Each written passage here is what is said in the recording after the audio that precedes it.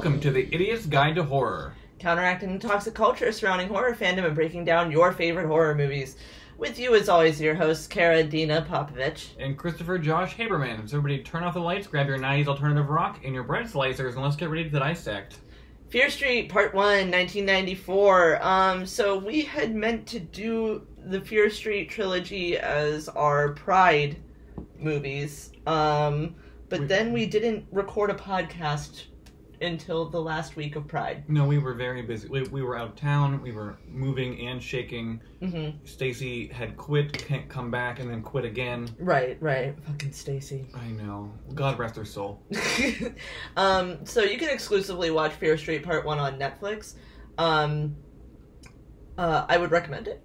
I would recommend it. I think that, so if you don't know, Fear Street is based off of the R.L. Stine teen series that he did in the 90s, which was, when you were like a little bit too old for Goosebumps, but you still wanted something kind of goofy, you went to Fear Street. And Fear Street featured kids that were in high school, kids that were in college. There was blood. There was maybe a little bit of sex. It was like a young adult for young adults. Right. And if you're an R.L. Stine fan, it was really exciting, but really nerve-wracking that they were making a Fear Street series. Yeah, but the Goosebumps movie was bomb. The first Goosebumps movie was... I didn't see the second. How was it? Not great. The first Goosebumps movie is bomb. It's very good. I saw it in 4D. Amazing. Good stuff. Good stuff. So yeah, you can watch this on Netflix.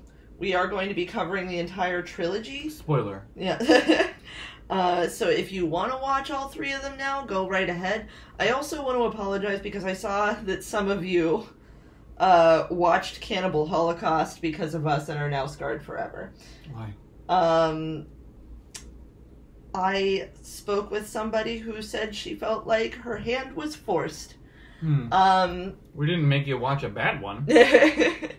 But she watched the version on Shudder and struggled with the turtle death.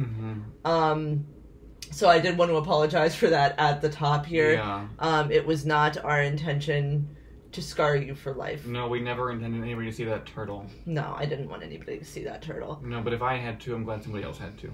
Alright, so the back of the box description this week is like, should we do a 90s back of the box description, or should we just, you can only watch this on Netflix. You can only watch it on Netflix, but it does take place in the 90s. It does. My stomping ground. Your stomping ground. In 94, 90s. How old was I? I was 4, so... I was 6. You were 6, yeah. So, you did the easy part. Okay. So picture it. It is 1994. You're at Family Video, which I know exists in the 90s because I was watching Stranger Things and they had a Family Video in the 80s. So do you know shut that up. People think that wasn't a real... What do you mean? Like, they thought that they made up Family Video for the series because you're all too young to know that Family Video existed until, like, last year. Yeah, literally last year we had one. Yeah. I mean, not us, but our hometown still had one. Right. Yeah, but they had the same logo and everything, and you would go in and you would pick out a movie and watch it, and then the lady behind the counter, I'm friends with her on Snapchat to this day. Really? She moved to Texas. Wow. But she had the best recommendations, and I wanted to stay in touch with her. Nice. Have I? No. If you're listening, I'm sorry. I haven't opened anybody's Snapchats in months, so it's not just you. But picture it. It's 1994. You're 8 years old, or whatever old we were, and we're walking in a Family Video, and we want something that's going to, be scary, but not too scary, be gross. Maybe not too gross, but it's pretty gross. It's pretty gross. It's grosser than I expected it to be, for sure. For a child's movie, but it's not meant for children. Movie. No, it's definitely not meant for kids. I thought it was going to be like a teen horror, like in the same vein as like, I Know What You Did Last Summer, or, something like that. But it's gory. This can hold... And sexy. Yeah, both. Yeah. Yeah. And a little bit zombie. Yeah. I usually don't like zombies, but yeah. This is different. Yeah, they're undead, but we'll get to that. Right, so you want an undead movie, you want something terrifying, slightly sexy, slightly scary, slightly gory, and where can you get that? you ask the lady on Snapchat and she says, oh, I don't know, go on Netflix. So you go home, you get on Netflix, and you look it up, and there it is, Fear Street Part 1. The sequel comes out in 2 weeks, and the sequel to that one comes out in 2 weeks. So you have 3 2-week blocks to watch these movies, and you're going to watch the first one now. That's what you're doing. So, you picked it. Oh, and you flip it over. I forgot what you're doing. And by flip it over, I mean you read the description, and under the description it says, in 1994, a group of teenagers discover that the terrifying events which have haunted their town for generations are all connected, and they may be the next targets. Very vague. Spoiler warning, we're going to talk about this movie in depth up to and including the ending, so if you haven't seen this movie, please pause this episode and watch it. We are going to try our best to not to spoil the next 2 movies. But Sadie Sink's in the next 2. They are all intertwined, and Sadie Sink is in them. So... Have we recommended the All Too Well music video, the 10-minute version that Sadie Sink stars in? I think that you did back when it came out, but you can do it again. Watch it again. I still haven't watched it because I don't want to get hurt. Yeah. Yeah. I wouldn't watch it. Okay. No. I only have 4 movie facts, so we gotta make them count. I think that we can make them count. Alright, so the Fear Street book the woman buys at the store from Heather is The Wrong Number. It was originally published on March 1st, 1990 by Simon Pulse. It is the 5th book in the original Fear Street series. The main character in this book is named Nina. I remember The Wrong Number. I don't. Maybe I should go read all these books again. They're really hard to find. I could probably do it on Kindle though, right? I have no idea. Oh, somebody Google it for me so I don't have to. I don't want to, take them to the pool and, read them by the pool. Do you have a pool? We have public pools. Yeah, but ours is gross. So we'll talk public pools. We'll talk public pools. Okay, yeah. Alright. Despite the movie taking place in 1994, there are several songs which are anachronistic. Only Happy When It Rains by Garbage, More Human Than Human by White Zombie were not released until 1995. Your Woman by White Town wasn't released until 97. Machine Head by Bush, I listened to it in the shower this morning, was released in 1994, but this was not released as a single until 96. And finally, Firestarter by The Prodigy was not released until 96. But I don't care. Oh no, that's why I wanted what we'll get into about what I didn't like about this movie eventually. Okay. 90s alternative rock is my niche. Yeah. So I'm here for all of it. Throw as many in one movie as you can. Oh, 100%, yeah. Mm-hmm. So the art department tried to convince director/co-writer Leigh Joniak that a human head wouldn't go through a bread slicer. Spoilers. But she was adamant that it would. To prove her wrong, they bought a bread slicer and shoved a watermelon through it to show her it wasn't possible. To their surprise, it worked perfectly, and everyone in the production office cheered.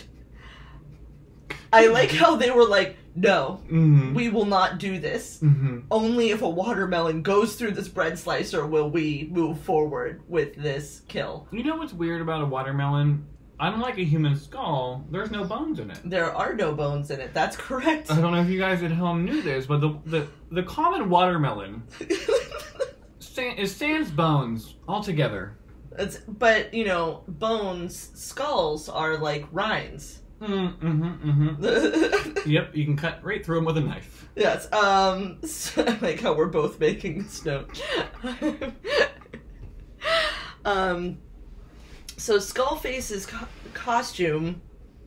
Oh, no, wait, I read that one. You go first. So Skullface's costume was inspired by R.L. Stine's Halloween Night 2 from the Point Horror book series. That's, R.L. Stine, what a guy. Richard Lee Stein. I don't know, I made that all up. Thank you for making me who I am. And thank you for being a friend. Mr. Stein. I can watch that whenever we're done with... Golden Girls? Yeah, what's wrong with watching the Golden Girls for the 9th time? Yeah, for real. Alright, so now it's time to talk about Fear Street 1994. Hold on to your butts. Hold right on to Val Butt. Val Butt. Alright. Oh, I did that wrong. We're gonna... You maybe can't hear... Oh, that wasn't words. You might not be able to hear what's going on in the background, but let it be known that someone is disciplining a dog for eating Clarence's food. Alright. All right, so picture it. It is sometime I forgot what the fuck. It began as a prank and ended in murder. That's the first line of the movie. So it's a black screen, and then you just hear Maya Hawke, daughter of Uma Thurman and Ethan Hawke. Mm-hmm. Yeah, Uma first. Uma. Because she's got Uma face. Mm-hmm. So we get Maya Hawke, as we are used to seeing her now, as an employee in a different time period in a mall. Mm-hmm. At a bookstore. At B. Dalton's, which was a real place. I wrote that down too. Wow. Yeah, so yeah. She's working at B. Dalton's. She says goodnight to the lady who's buying this book and says that, the lady says the book is trash and that she's buying it for her daughter who has bad taste. I wish my mother was like that. Would just buy me what I wanted anyway. Yeah. So she's so pretty though. Maya Hawke. I know, gorgeous. So the mall closes. She starts closing, and then "Closer" by 9 Inch Nails starts playing. Very important stuff. Yeah. I wrote down every song for like the first half of this movie. I wrote down every song that played until I couldn't catch them anymore. Yeah, it was unedited too, and that should have been my first. Yeah. Clue that this movie wasn't gonna fuck around. Mm-hmm. You let me violate you. So she answers the phone, and it turns out to be her friend Ryan, who works in like what is basically like a Spencer's Gifts. I wrote down Spencer's Gifts. Yeah. They show the sign and it's a different thing, which just makes me think that maybe Spencer's just didn't want their name associated with it, or they didn't pay for the rights to say Spencer's name. It was literally Spencer's. Yeah. Blow up dolls and black lights. Yeah. So she meets up with Ryan outside of the gate and says, he brings her like an Orange Julius, and she's like, okay, like I could use a ride home tonight. I want to go hang out at the mall. I know. I want to go hang out at the mall in the 90s though. Yeah, we don't have it like this anymore. No. We don't have it like this anymore. So she turns around to walk away, and she's like, she doesn't say anything, but Ryan hears a whisper and a fly lands on his neck. And he's like, what'd you say? And she's like, nothing. And then she walks away. So she's closing down the store. And then she starts to hear stirrings. Haunted books. Haunted books fly off the shelf. She's attacked by a masked killer. She runs. He slashes her tummy. No, he slashes her tummy in the Spencer's. He slashes tummies every chance he gets. And I never understood it. You gotta stab it in there. He's a tummy slasher. I know, but that's not gonna do any damage. Well, they have to be able to get away for a little bit longer. Good point. So she runs out of B. Dalton's and runs into the Spencer's Gifts looking for Ryan. She called 911, and because she didn't answer because she was trying to get away and not make noise, they say they're going to dispatch someone. Which is good. Yeah, it is great. So she does a great job of, like, she does some, offsetting by, like, making him stab the blow-up doll or whatever.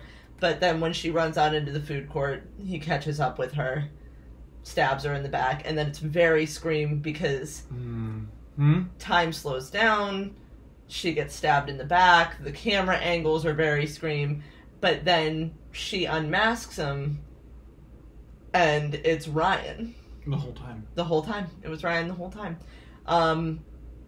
And she says, it's me, and then he goes to stab her again, gets shot in the head, and dies. And then she bleeds out under his dead corpse. Yes. I liked her. She should have been the main character. I know. I couldn't. So this is another reason that it's Scream is that like the false opening. Yeah, the false opening where like they show you like arguably the biggest star of the film, and then they kill her off. Drew Barrymore, Brittany, not Brittany Snow. Who was Anna in Frozen? With Patricia, Kristen Bell and Patricia no, not Patricia Arquette. What the hell is doing? Stackhouse. Yeah, Sookie. She's married to Bill Moyer in real life. Isn't that disgusting? Anna Paquin. I knew there was a We got it. We got it. We don't worry. I won't tell you which one of them dies, but Drew Barrymore dies in the beginning of Scream. So yeah. You've had 30 years. And we also talked about it already, so... Yeah, so what are you doing? Why are we you already gave you the episodes? spoiler warning. Yeah, literally. I will spoil every movie we've ever covered. So anyway, now she's dead. Ryan's dead. We're all dead. But we get an opening credit scene because this was just the beginning of the movie. And I'm only Happy When It Rains is playing by Garbage, which I listened to in the shower this morning. Also, it does not hold up as well as we thought it would. I love that song. I love Garbage. I liked the Garbage 2.0 album. Mm-hmm. They just came to town and I should have gone. Is Shirley Manson's hair still really red? Yeah. Well, she's still hot too. That's her brand. Good. Yeah. Oh yeah. You want to talk about 90s music? Is that why you're here? So, we have a new group of people we have to memorize. I don't know why Shady Side is capitalized like that. So the opening credits play this montage of news articles about dead people in this town of Shady Side, which is nothing like our Shady Side, which is like a very nice area. A very nice area. The Starbucks is really in East Liberty, but we won't hold that against them. I mean, East Liberty is arguably a cooler area than Shady Side. It is, but if you walk down the street where my friend lived on in Shady Side, to get to that Starbucks is East Liberty. It's not Shady Side anymore. It is, yeah. That's true. Mm-hmm. I don't know what we were talking about. We were talking about the movie Fear Street Part 1, 1994, and we were discussing the opening montage and about how it shows all these news articles from, like, past murders that took place in Shady Side. And nothing about my friend's house in Shady Side. Nothing about it. Oh, okay. Or the Starbucks. So then we meet our main character, Dina, who is making a mixtape and then writing a note that says, like, Dear Sam, I hate you, and crossing it out. And saying, Dear Sam, I wish we never met, and then crossing it out. And then, what did it end up being? I don't remember, but we'll figure it out later. I didn't write it down any time I've seen it. Dear Sam, you suck, love Dina. Yeah, I think that was what it said. Damn, wish I was your lover. We're not there yet. Oh, yeah. But, meanwhile, the news is, like, playing in the background while she's cleaning up her dad's empty cans of beer. And... That's something I hated about this movie. Hold on, I just remembered it just now. What? There's not one parent. I think that's the point, though. Where were the only parent was Sam's parent the whole time? We only had the one parent? All of us? I think so. Josh, meanwhile, is in an internet chat room, which looks way too good for 1994. And he's chatting with someone who calls herself the Queen of Air and Darkness. And she's talking about the murder, and they're saying, it's just like this murder that happened in 53, and this murder that happened in 65, and this one that happened in 78. So... Yeah, how do they know all that? They think... Well, you saw he has, like, his crazy, like, conspiracy map above the computer. And... they think that a witch named Sarah Fear possessed another Shady Sider. Then Machine Head by Bush starts playing. So they get to the high school. I listened to it in the shower this morning. Flawless. Great song. I loved the 90s because everyone was singing like, like every single one of them. They switched songs like 8 times right here in this one scene. Not all of them looked like Gavin Rossdale, though. No, they didn't. Some of them looked like the guy from the Lifehouse. They did. A lot of them looked like the guy from Lifehouse. Remember the bangs that were like, what? Like what mine are doing right now? Yeah, I'm sorry about this. Anyway.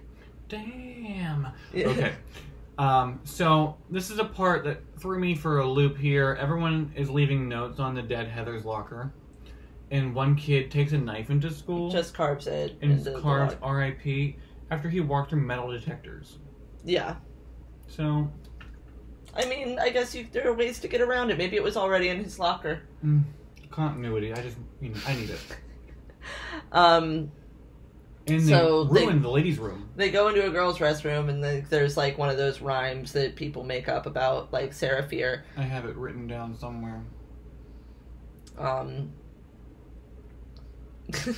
I also bolded everything I hated about this movie. It doesn't matter. We'll get to the poem eventually. So we meet in the restroom. We meet Dina's 2 best friends, Kate, who is a cheerleader, and Josh, who is the school mascot and a burnout. Simon. Josh is the brother. Simon's okay. Simon. It took me, I had to write them down like 1,000 times to remember the names. So I got there eventually. So it's revealed that Kate is a drug dealer. Mm-hmm. She hides her drugs at school. Right. Yes. Weird. And they go to like an assembly, and it's said that there is a mandatory candlelight vigil for the deaths of Heather and Ryan, that all of the football team... Well, what about the other 7 people that died? Nope, don't care. Because in the news article in the beginning of the movie, it said 7 people dead, including killer. Yeah. So they're having a candlelight vigil for the killer. Okay. Well, that's weird, first of all, because he murdered 6 people. Right. I don't care if he went to your school. It's not cool. It's not okay. Don't murder people. Do not murder 6 people. It's too many. Mm-hmm. So Dina has decided that she has quit band, and she wants them to give Sam, like, this, like, shoe box that she made. Also, like, I think something that I want to note is that when she's, like, walking down the hallways of the school and she's, like, seeing these couples together, like, it's all of these... We'll get back to that, actually. I'm gonna come back to that point. Oh, whenever we spoil it? Yes. Mm-hmm.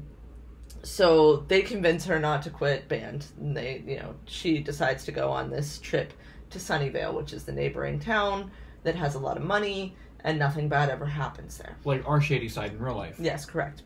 So they get on the bus, they go to this pep rally / candlelight vigil, and while the sheriff is giving a speech, Dina looks over and sees a couple, a boy and a girl, and they're being, like, really cuddly and, like, squeezing, the boy's squeezing the girl's butt. And we get the impression that that's Sam. Mm-hmm. And so we see Dina cut to Dina sitting, like, in an empty, like, don't know where that would be. It's like some sort of, like, football stadium, but she's, like, by, like, the snack bar, but it's closed. And but I feel like they're having a football game tonight, so I feel like the stands would already be full. I know, weird, right? Continuity in this movie leaves a little bit to be desired. However, so she's in this empty football stadium because everybody else is doing a pep rally / memorial / candlelight vigil, and we meet Sam. And spoiler alert, Sam is the female. Yeah, Sam is the girl. Which, what I was saying was that, like, when Dina's walking down the hallways at school, I think it's really interesting that they show her looking at, like, straight couples, like, holding hands and, like, being, like, really physically affectionate, and her being, like, kind of disgusted by it. We find out that, they have a confrontation, and we find out that Dina broke up with Sam, but Dina was kind of over the fact Sam was moving to Sunnyvale. Sam never wanted anybody to know that they were together. So yeah. We will come back to that when we talk about the movie more, what we liked and didn't like about it. So they leave. She gives Sam back the box. They leave because a fight breaks out between Sunnyvale and Shadyside. They're on the bus, and Kate's giving, like, an impassioned speech about how they're going to kill They're going to kill Sunnyvale. And then Sam and her boyfriend Peter drive up behind the bus and start throwing things at it. This bus driver is the most oblivious person I've ever met in my entire life. If I stood up on a bus, the bus driver would yell. Why are you standing? This is not how bus drivers behave. Like, they do not take shit. No. At least none of the buses I've ever been on. No. They are mean. Yeah. They want to get to their destination. They want to get home. They don't want you causing a ruckus on the bus. No. But what's happening on this bus is a ruckus. It is quite a ruckus. There's the impassioned speech, and then they open the emergency door. Kate starts an uprising on the bus. Right. Then Dina is, like, she's bleeding from her nose, and she sees that Sam's in the car, so she gets pissed, and she's like, I'm going to dump this cooler on the car. And so, like, Kate's like, but your nose is bleeding. And then she lets go of the cooler, and Sam and Peter's car crashes in the woods, and then Dina's finally like, stop the bus, which should have happened a long time ago. I feel like the bus driver would know when the emergency exit was pulled. I know, and was just, because it was, like, making noise, too, and the bus driver was just like, do-do-do-do, like, driving along. So Sam gets out of the car, and she is bleeding, like, from a head wound. Yeah, and, like a concussion. It's like a really bad concussion, yeah. I had to guess. Yeah. I'm not a real doctor, but... You're not? I didn't technically pass the bar, nor have I applied for it, so my days of lawyer doctors yes, the doctor bar. The doctor bar. Yes. Over. But I'd say she has a concussion. Peter is fine. And the guy in the back seat might be dead. We never see him again. Yes, we do. Oh, God, do we? Yes. He does, like, an interview with the sheriff. Vampire. Yeah. Yes, with the vampire. Interview with the vampire, or stat, the whole thing. We're gonna spoil that? We're gonna spoil that movie? We're gonna spoil Interview with the Vampire? We'll talk about it eventually. We should have done it for Pride, I'm just saying. I was out of town. I was out of the country almost. You were basically outside of the continental United States. I was on the edge of it. So, I was in a place that has no daylight savings time. It's always the same time there. And Sam sees a vision of a woman being hung. Mm-hmm. And, like, Dina runs up and is just like, I'm so sorry. And Sam, like, asks her, did you see it? And Peter's like, get away from her. And says something not nice. Yeah. But Dina didn't see what Sam saw. So then there's, like, a montage of all of them lying to the police about what happened. Mm-hmm. Because nobody in this situation is innocent. And that's when we see the other guy that was in the accident. And that's when I realized this. It all comes together. Yeah, the cop says that he's on their side. And Simon says, like, pig. Hey, cab. So... Literally, though. And then we're back at home. They all lied to the police. They got away with it. Mm-hmm. More human than humans playing. And I'm, like, really into it right now. Because he's playing a video game. Dina decides to call Sam's mother, but she's none too happy about it. She says she'd never call here again. She hangs up on her. So Kate and Simon are doing babysitting and drug laundering. Across the street, the window gets smashed. They go looking for clues. Everyone's looking for clues because Dina has also seen a man dressed like the Skullface killer in her backyard. So she goes out with a knife and she's like, Peter, get out of here, you son of a bitch. So then he appears at Simon Schuster's house, which is great. Him and Kate are there. With babysitting kids and a pile of drugs. The kids are divvying up the drugs as their babysitting activity for the evening. That's not great. So, but at least Kate warned them that they would die should they swallow them. But then the whole team gathers at Dina's house. They make a plan. And this plan is to go to the hospital. Not a really good plan, but it's a plan. We get to meet Betty, who is Kate's and Simon's supplier for their drugs. Yeah. Great. Interesting character. Great character. Great character. Yeah. Gone but not forgotten. But they go and confront Sam because Peter's dressed up like a ghost and he's out in their backyard with a knife. And here we learn that Peter has been in here the entire time. He's never left. And we learn that because Peter gets stabbed in the back. Right. Yeah. So they're all being chased by the killer now. Scooby-Doo, the whole thing. Yeah, like the entire hospital is just bleeding all over the place. So when Sam and Dina get attacked, they manage to rip the mask off of the guy, and it's Ryan. It is Ryan. Ryan. Dead Ryan, who was the mall killer that was shot in the head. Yeah, dead. So somehow they steal an ambulance, because I guess in the 90s they're just, I hate this it was part. a lot easier to just... It ruins... grab things. They couldn't find the keys to the car they drove in with. So they stole an ambulance? That's how that works. I mean, sure, because the nurse is dead, Betty is dead, everyone's dead, so let's take an ambulance, but they never get caught. Right. I feel like it's very conspicuous. Very conspicuous. So they steal an ambulance. We meet Martin. He won't be important for a couple more movies, but here he is. He's in jail for tagging his own business. The gang heads to the police station from the hospital to tell Sheriff Goody, which is not how it's pronounced. It's good. Good. Good. Good. Good. Good. Good. But they tell him about Ryan Torres. So, Burr, it's cold in here. There must be some toros walking around with a knife, stabbing teenagers. God, I'm so funny. I can't even. I am gonna cry. Thank you. So Ryan Torres was there. The sheriff makes jokes about it, so Dina assaults the other officer and steals his gun, which is only useful for one scene and never again. Yeah. So after this, Simon is outside, and he hears like a singing, like a soft singing.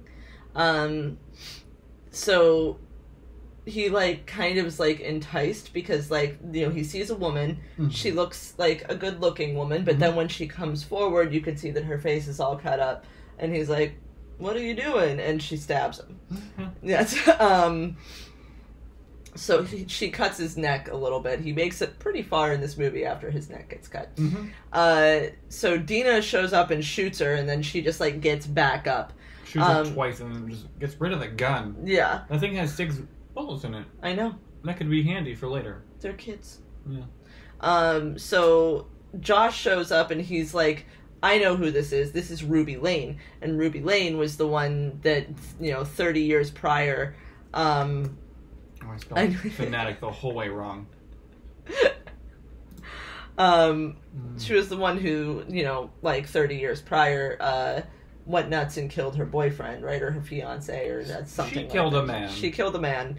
She probably killed more than one. Yeah. And so he starts like listing off all of the Shady Side killers. I wish that said Miley Cyrus, but it doesn't. It doesn't. It's Miller Cyrus, yeah. So it could have been Cyrus Miller, honestly. I think I just heard Miley Cyrus. He's going on and on about how he thinks that like Sarah Fear is possessing these people and making them kill, and it has been happening since 1666. So Sam tells everybody, you know, after Josh goes on this like this ramble, Sam's like, "You know what? Actually, there might be something to this, because when I like bled onto the ground and put my hands on it, I saw a vision of someone being hung. I think it might have been Sarah Fear." Then we hear the poem, which I wrote down, but not the whole thing, because they didn't say the whole thing here. But there's more of it, which I never got to later. Yeah. But yeah, so they go back to like the car where the car crash is. You're very upset about this. The car is still there. It's been 2 days. They've never moved the car. Were you in a lot of car crashes in the 90s? I've been in a few car crashes in the 90s. I don't remember being in any car crashes in the 90s. I might have been in one. I don't remember. But I feel like my car has never been bad enough to where I couldn't drive away. And if it wasn't, the times my car was too damaged to move away, a tow truck came and got it every single time. Well, you usually don't just abandon your vehicle at a murder site. Chris, it's about the journey. Okay. So it turns out that the car crashed on Sarah Fear's grave. Small world. But like Sam, like they're like, maybe we shouldn't disturb this, but then Sam's like, bone. And she has another vision. So the killer from what we later know to be Camp Nightwing shows up with an axe, looking like the guy from The Town That Dreaded Sundown, like almost directly like the guy from The Town That Dreaded Sundown. Don't watch the remake. And so Sam is the problem. Yeah. Sam is who they're coming for. So she's brave and she's like, okay, you know what? Use me as bait. Literally never me. No. I would be Josh in this movie, where I knew everything about the serial killers. Right. Or I would be... No, because Simon was brave. I would be the one who did not leave the house. Right. Unless it was you, and like I had to. But I'd really rather not die. I would really rather you didn't die either. I would sacrifice myself. I would sacrifice myself, but I don't want to. So if we can keep ourselves out of that situation, so we don't have to put ourselves in it.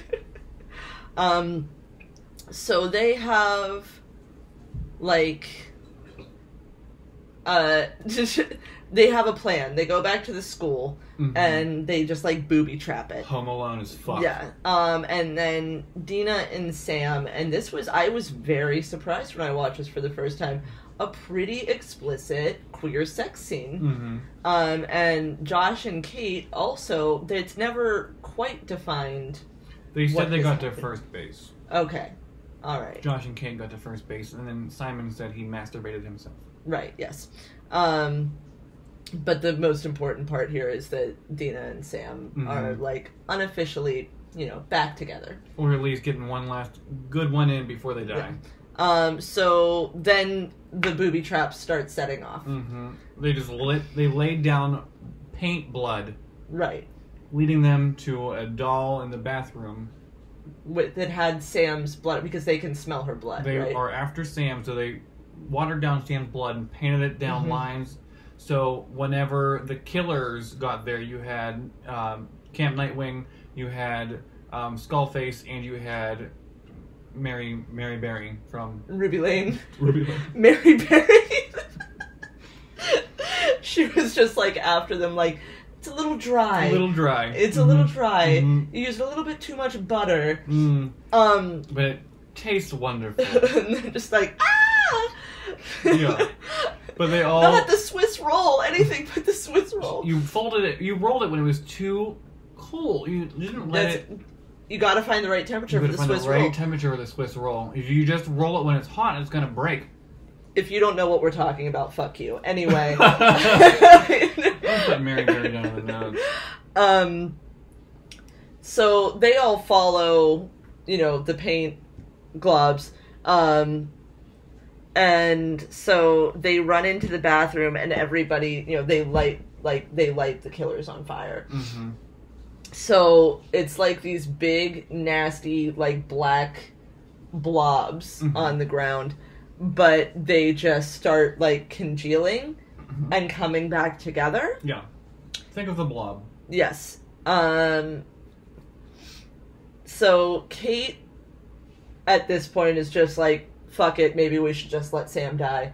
And Dina's like, fuck you! And Sam's like, no, she's right. So Josh decides, like, he, like, goes through his Rolodex of true crime information and goes, there was another person who survived. We just need to talk to them. C. Berman. So C. Berman died, and, like, that's how they survived. I don't remember how, though, but I guess I'll figure that one out. Well, that's in the second movie. Yeah. But I won't tell you who C. Berman is, so don't Google it, guys, because it's fun. But I don't know why I said they go to the grocery store and get fucked by a unicorn. But yeah, I don't know why you said that either. I think it was a direct quote. Fucked by a unicorn. So the plan, they call C. Berman, she doesn't answer. Or, nope, this person doesn't answer. We don't know their gender. Well... So they have a plan. They're going to go kill Sam and bring her back to life. They're going to OD her with all of Kate's drugs, and then they're going to bring her back to life using different drugs. Smart. Great plan. Right. And they don't let her drink any water while taking any of the pills. So yeah. They're in a grocery store, for God's sakes. Yeah. And whatever. So she dry swallows the pills for some reason. Yeah. Which is dumb if you're trying to keep shit down. She coughs all of them up. The skull mask shows up, and they're like, this isn't gonna work. Like, she just keeps coughing up these pills. I don't know why they didn't just get a bottle of water. It's not like they had an ample supply of water. They were in a grocery store. I know. You could have literally got anything off the shelf. A Dr. Pepper. A Red Bull. It was the 90s. We didn't have Red Bull. No, not yet. We had coffee. We had water. We had soda.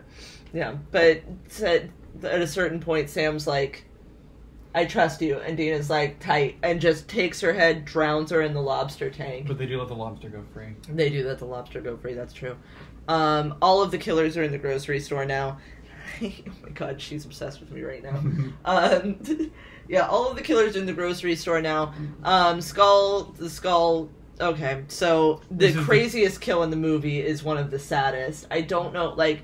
I would have preferred if this, like, I love this kill. It's amazing. It looks fantastic.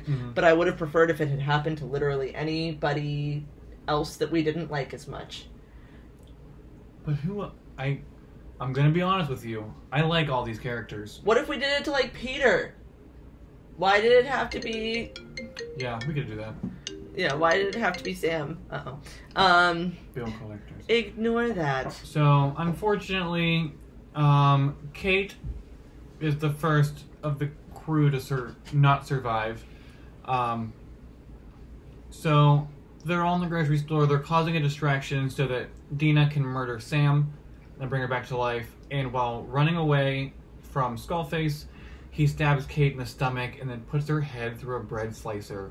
The same bread slicer that we mentioned earlier that cut a watermelon. Yeah, it cut up a watermelon, and I guess that means it can cut up a skull. Well, it did. It worked very well. I like those earrings. Thank you.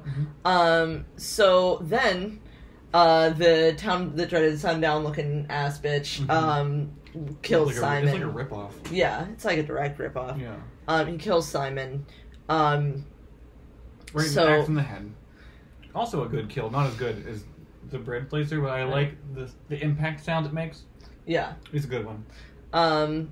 So everyone, like, they start to, like, close in on the three that are still alive. Mm-hmm. Dina and Josh and, well, Sam is still being drowned by Dina. Mm-hmm. And then all of a sudden it stops. And it's really sad because Sam is dead and Dina's freaking out. She just had to kill her, the love of her life. But then she starts stabbing her with EpiPens. This part got me. Why is she using so many? Fear, I think. Yeah, Fear. Yeah. Maybe Sarah Fear possessed her. Yeah. But Sam wakes up. So... That's good. Eventually, Sheriff Good shows up because it's all over now. The movie's over, guys. This is it. That's it. It's all over now. But they don't tell him the truth about what happened. Why would you? Why do the police every chance you get, kids? They're like, we were chased by drug addicts. And he's like, yeah. That makes sense to me. So then we get, like, a little, cutesy little, like, things are good. Sam and Dina are in Dina's room listening to Radiohead. And as you do. Yes. They are... Oh, I'm getting chills. They are, like, listening to a mixtape, and, the doorbell rings, and they're all like, oh no, but it's a pizza, because Josh ordered pizza. Then the phone rings. It is C. Berman, who is a lady. A woman. Yeah. And she says, did you touch the bones? Did you see her face? It's not over. It's never over. She will do whatever it takes. It's not safe. She'll find a way. She'll come for you. And then... Evil Dead. Yeah, and it goes silent, and then... Evil Dead. Dina, like, makes a noise and looks really, like... And then we turn around, and it's Sam looking, like, really, like, dead-faced like and holding, like, some sort of wooden thing. So Dina ties up Sam... With a phone cord, and it says to be continued. But we also get a little cutscene, like an epilogue. Yeah, and then at the end of the credits, did you watch to the end of the credits? No, I paused it. Then I walked across the street to get a drink. So Sheriff Good goes and slips a note on under C. Berman's door that says it's happening again. Yeah. God, I wish I could tell you what happens in the next movie because I remembered it all right now. So that is Fear Street 1994. Before we start talking about how we feel about it, let's take a little walk down Letterboxd Beat Street. What was yours this week? This week I pulled a review from user J, who gave it 3.5 stars, and they said, queer horror is in an Evil Deadian, Stranger Thingsist, Riverdaleistic, Screamian, Wes Cravenist, Cobainian kind of way, which is the hardest sentence I think I've ever tried to say out loud. Queer horror in an Evil Deadian, Stranger Thingsist, Riverdaleistic, Screamian, Wes Cravenist, Cobainian kind of way. I don't know. Get out of my house. So I pulled mine from John Negroni, who gave it 3.5 stars and said, the real fierce was the friends we made along the street. I love that. That will always get me. Like, whenever somebody does that, it will always be my favorite. I know. I don't know what it is. What's wrong with me? So, Bechdel test results. This is a hard pass. Women barely talk about men in this movie. I passed the second one, too. What was that? I passed the DuVernay test. I'm not 100%. Oh, yeah, it definitely does. So, the main character is a woman of color. Her brother is, a man of color. And they definitely have their own goals and aspirations. They're full people. They are not stereotypes. Like a lesbian band geek and like a internet chat room nerd and like who loves White Zombie. They like combined with like their brain power like save the day what did I say together. About souls? So I would say that it definitely passes the DuVernay test.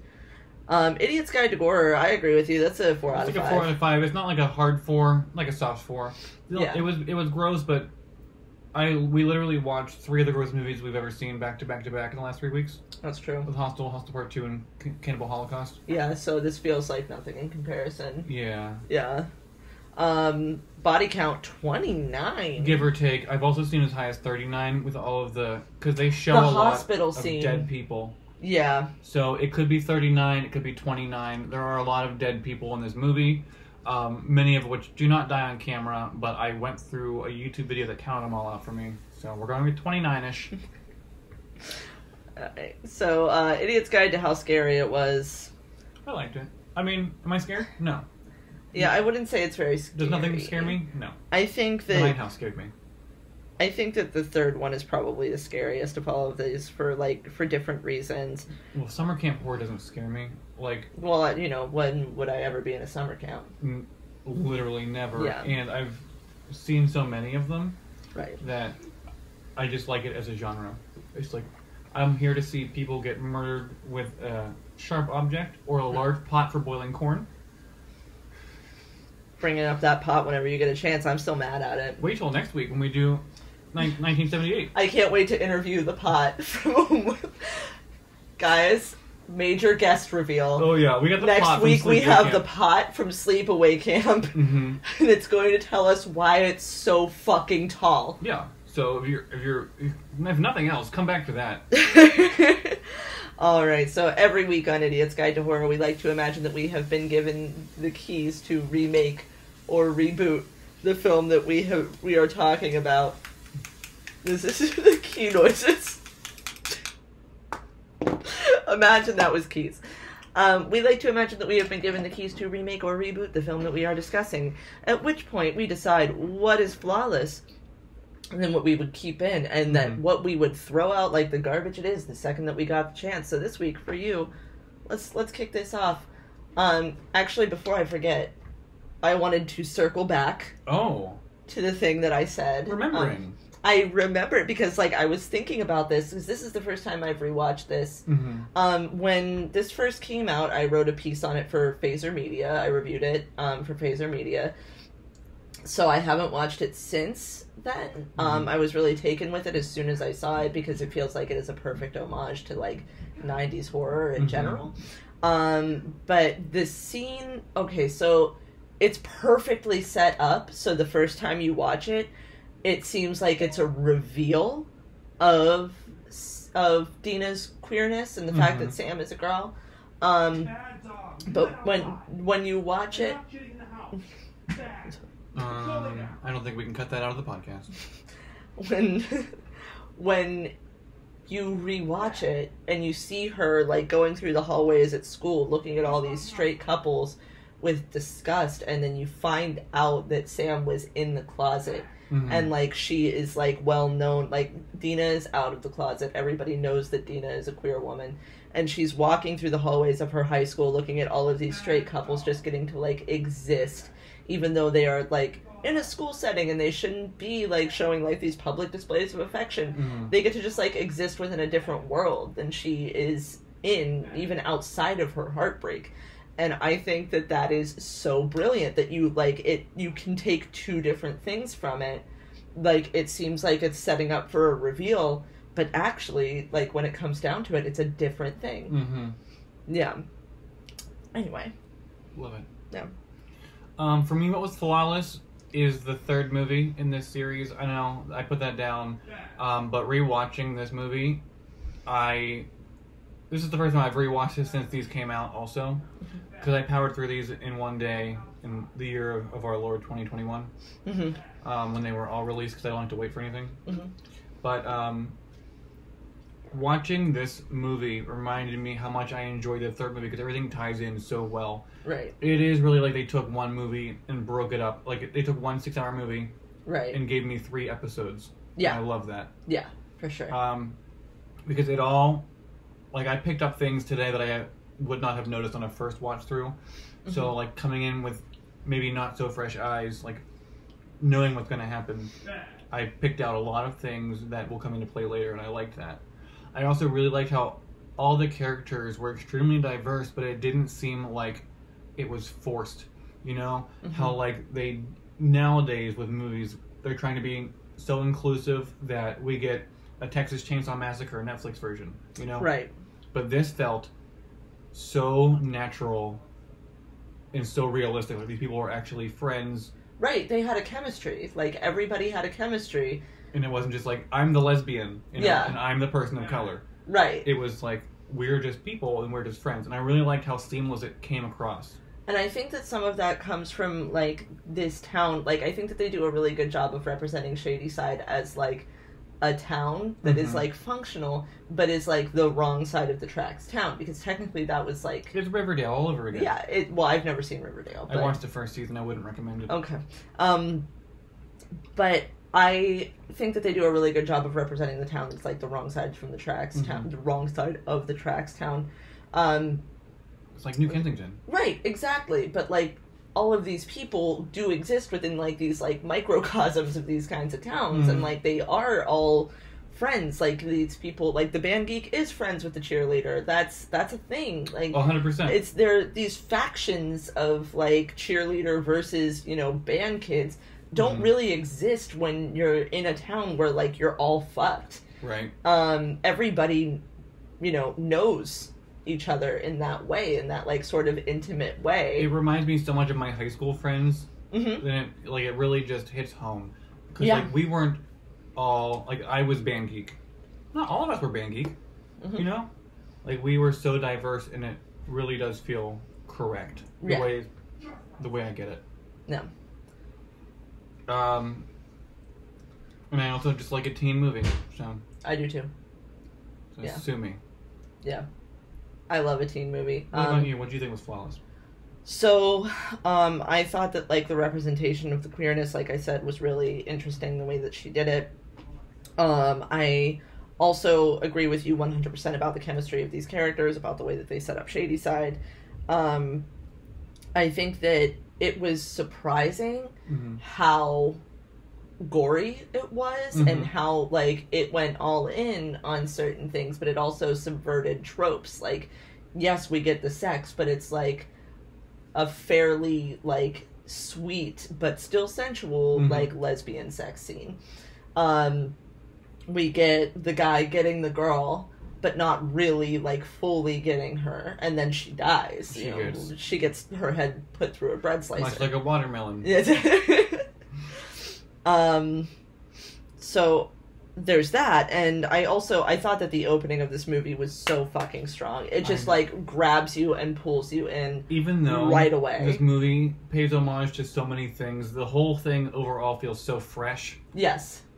Like, I've seen so many horror movies in my life that are just ripping off other horror movies, but this one took its favorite things from other movies and just tried to do it differently, and I really appreciate that as, like, a movie fan, because I don't want just to watch remakes of remakes forever. Right? No, nobody does. And, like, that's what we're doing now, because that's what we're doing. Like, we've been doing remakes for like 20 years now. Yeah. All right, well, what would you throw out? What didn't you like? Okay, so I know this movie isn't historically accurate because it takes place in 1994, but most of the songs we've heard were not out in 1994. So why couldn't we have Our Lady Peace do anything? That's a good question. I don't know. Clumsy came out in 97. However, Clumsy is such a good song. Yeah. It would have fit in anywhere. Or Superman's Dead would have fit in. Great song. In the fucking grocery store. It would have. I just don't understand. Could you not get the rights to Our Lady Peace? Our Lady Peace is the 90s. You have Bush, you have Our Lady Peace, you have... I don't know. I like that. Okay. And then everything else, it looks like it's just logistical stuff. Oh, yeah. It took me out of the movie. They stole an ambulance and nobody cared ever. They drove it to a police station and nobody cared they had an ambulance. They came back to the crime scene. The car was still there. Nobody had ever moved the car. It wasn't impounded in the police lot yet for evidence.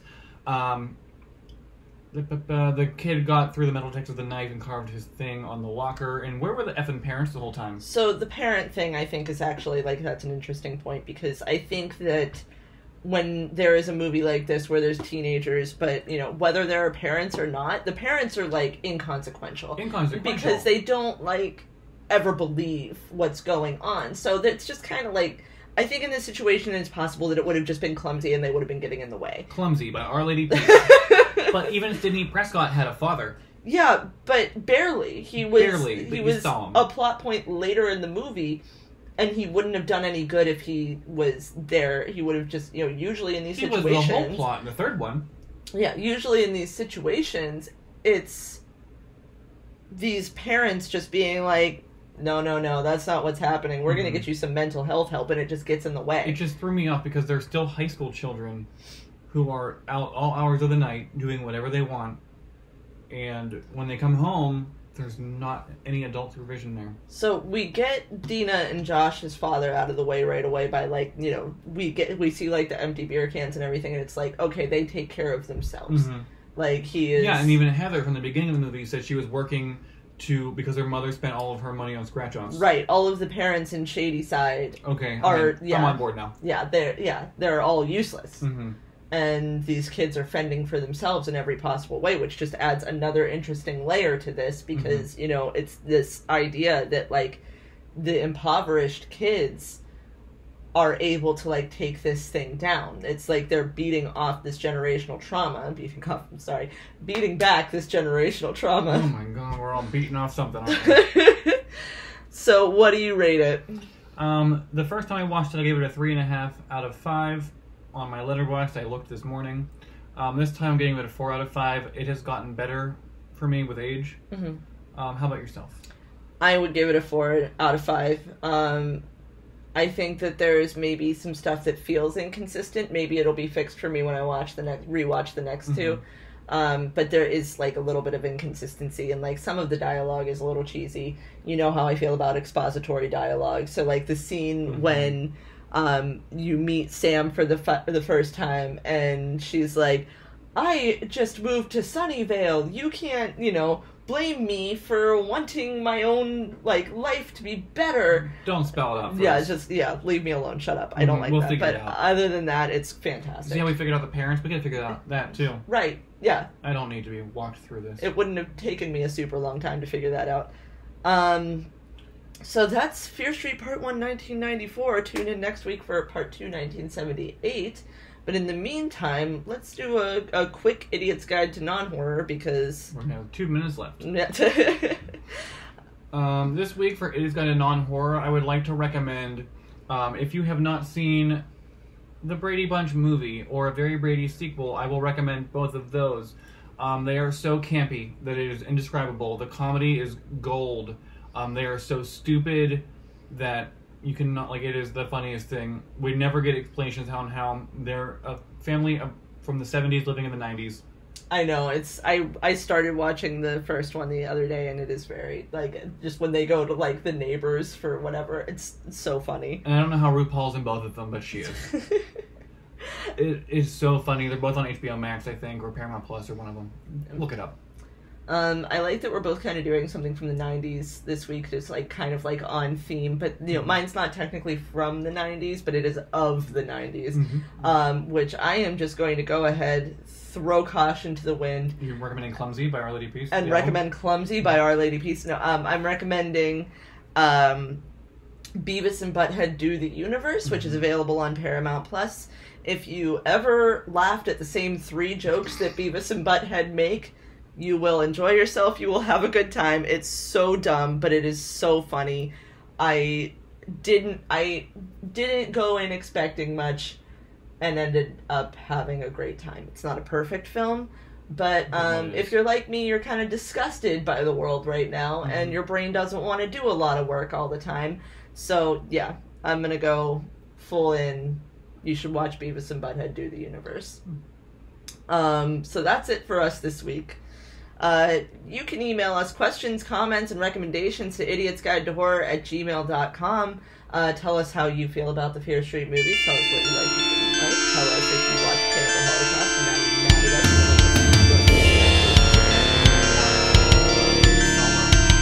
Do not watch them.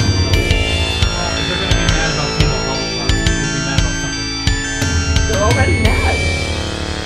So follow us on Instagram @Idiot's Guide to Horror. You can also find us on Facebook at facebook.com/horroridiots. Please rate our podcast on iTunes. Help other horror movie fans. I'm gonna check it out right Find now. us. If you're watching this on YouTube, you can click the like button. I think we're cute enough. Yeah. Oh my God. Yes, we are. And remember to be your own kind of film bro. And never waste your pain. All right. Good night, everybody. Bye. Arrivederci.